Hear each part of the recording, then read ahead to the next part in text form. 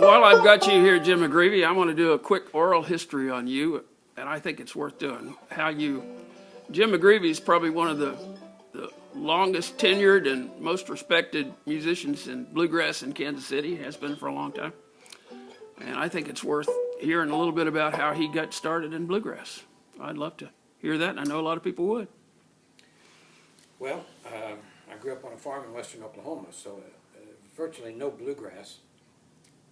We never could get the Grand Ole Opry, you know, on the radio or anything. So all we had out there was the St. Louis Cardinals and Bob Wills.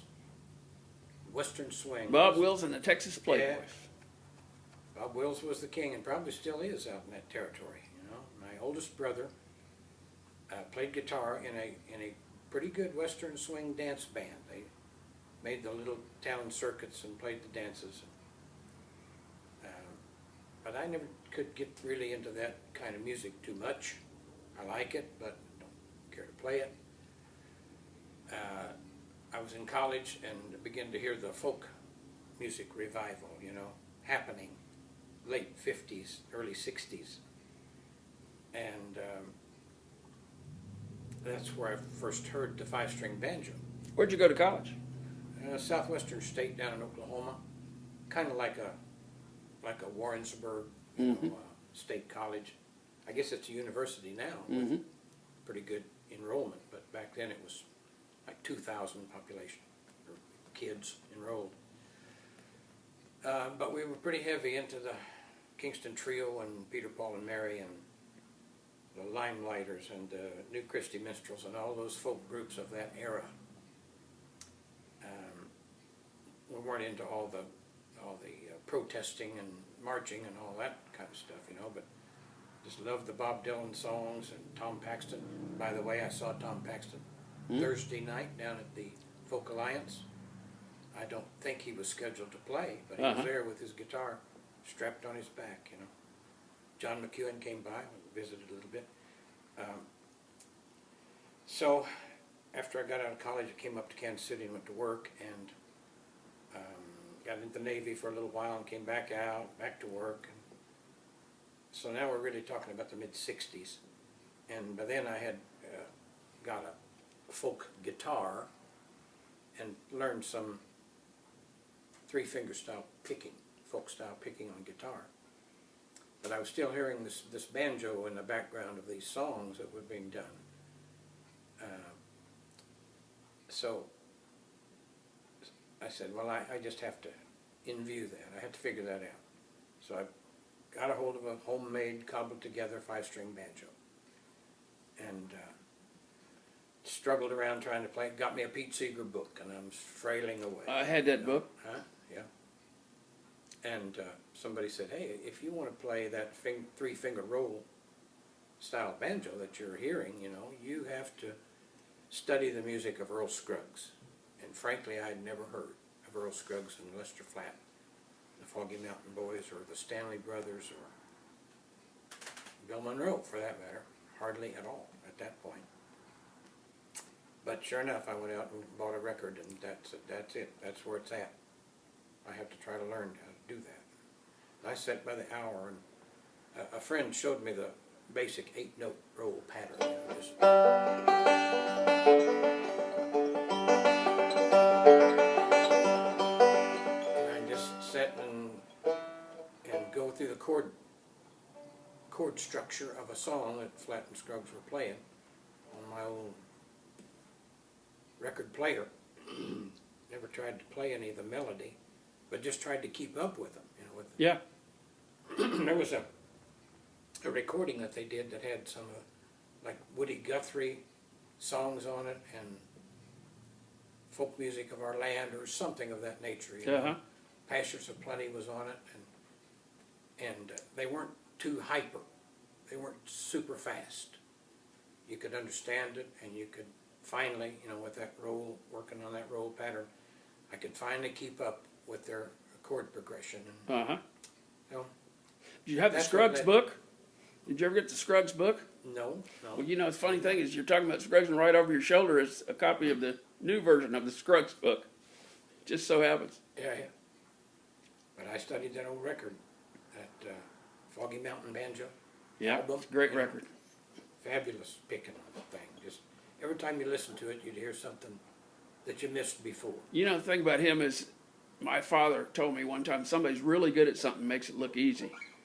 And you watch him, you listen to him, it looks so easy when he did it, you know. He was so good at it. Yep, very good. So that's what led me into bluegrass. Well, what was your first band? The first band, we called ourselves the 29 String Band. And we're talking now late 60s, okay? There was a guy named Dick Bradley who was a fine, fabulous, fast banjo picker. And I was trying to play rhythm guitar and just keep up. The little guy was in college here at the time and had a radio station show named Jerry Mills. He's out of Denver area now. I think still plays in a group out there called Southern Exposure, mandolin player. And Jim Mason, a guy that is a darn good musician, played dobro in our group. His older brother Bill Mason played with Monroe for a short time as a bluegrass boy. And the bass player was the well-known, I think, Archie Phillips. Oh, yeah. Archie Phillips played after he left Kansas City as a barber, moved down to Nixa, Branson area, and played for probably 30 years with the Horse Creek Band. I was going to say, Lonnie Hoppers was in that same band. Hoppers was there for a time too. Yeah. Known Archie forever, and he was a fabulous good bass player. Anyway, we'd go down to Tulsa, Oklahoma, and play a club down there called the Dust Bowl. And we didn't know what we were playing. We thought we were playing bluegrass, but I think it was more folk grass than bluegrass. But it was fun, and we met some really good pickers down there, like Alan Mundy, playing with the Stone Mountain Boys out of Texas. Yeah, Alan's great. Alan was probably about 15, chubby-cheeked kid, you know. He had an old Gibson banjo with the neck so loose on it that whenever he went to make a chord, you could hear it. It'd go, Oh, wow. you know. But he could pick. Royce Campbell, fine flat pick guitar man down there. Dudley Murphy was the house musician, the house Well-known player. folky, Mm-hmm. now still down in the Springfield area. Met a lot of good pickers. Dan Crary used to go down there and play. And a lady from here, Judy Johnson. And we played the Vanguard Coffee House here and maybe the Fool Killer. No, not Fool Killer. Take that back. I forgot about the Fool Killer. The Castaways. Yeah. A lounge down at 43rd in Maine Yeah. that was heavy into folk music and hootenannies Oh, yeah. on Saturday afternoons and such. So that's kind of where it all started. And then you got in the band. You've been in that one band for ever, haven't you? What? Yeah, it was in the Tell us about how that got going. was in the next band called the Bluegrass Association with Chuck Stearman, the late Chuck Stearman, just passed away. He about started and ran Spegma forever. Spigma, yeah, he was the man from Spigma. He's a pretty good mandolin player. And we had an old-time fiddle player named Lyman Inlow. Oh, gosh, I remember him. He was great. Powerful, good Yeah. Missouri fiddler. Smooth as silk. His daughter, Audrey, sang with us. Guitar player was John Bennett, who lives now down outside of Warrensburg. And Don Montgomery, who's our current fiddle player, was the bass player Oh, I see. in that group. Mhm. We were together for about 8 or 9 years until almost the end of the 70s, and that group broke up, dissolved, because Chuck was in Kirksville running Spigma events, you know, right and left. And John Bennett had moved down to Warrensburg area. It's hard to keep everybody together over time, isn't Yeah. it? Yeah. Yeah, so that group dissolved, and I joined up with the Bluegrass Brigade, the current group. And Don Montgomery plays the little fiddle again in this group. Jack Burleson on the guitar and May Burleson on the bass.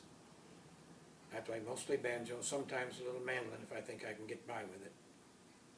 And we like to think we're, you know, specializing in three-part harmony. Great band, been around a long time. Yeah, we've been together, the same four people for 37 years, I guess now. For a short time, we had their granddaughter, August Burleson, playing second fiddle with us, did a little singing while she was in high school here. Then she moved off down to Branson, went to college down there at the College of the Ozarks for a year anyway, and then moved off down to Chattanooga, Tennessee, where she still is now, with her husband, Eric Bruce, and they had a group. I don't think they're active right now. The group was called Barefoot Nellie and Company, but they're getting another group back together. They're hard into a school for young musicians down there, primarily fiddle players, because she is a good teacher and a good fiddle player. And so they've got this free school thing going for kids that want to come in there, and they can take home a fiddle. Just all you have to do is bring it back. How neat. You know, doesn't cost them anything. And she teaches. Mm-hmm. Of course, she has other regular students that she does teach for a regular charge, you know, but others in this school that they're doing down there, Fiddlers Anonymous School, have a nice layout now, a nice new building, a lot of instruments, do repair work,